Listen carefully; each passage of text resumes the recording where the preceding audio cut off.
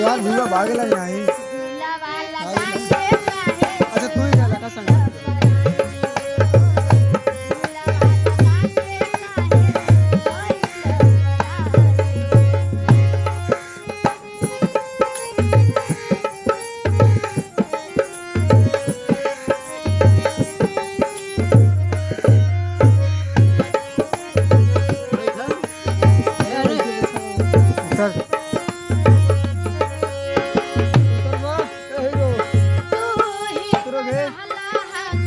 अबे उतर बे।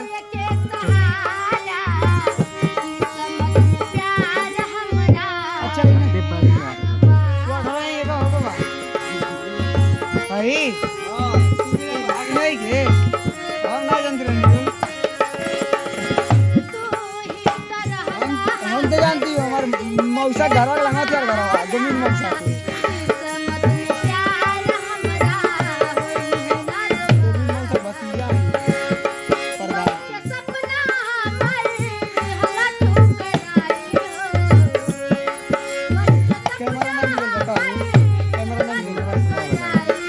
मिलना है कैमरा तो मिला हो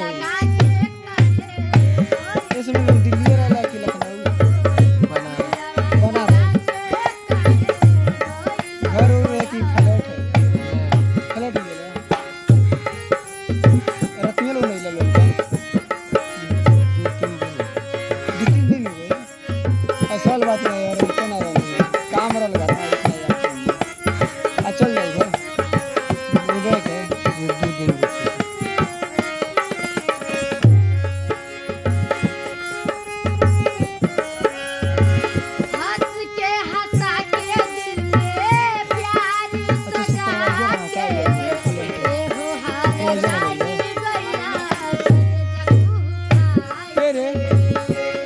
भतीजा हमारा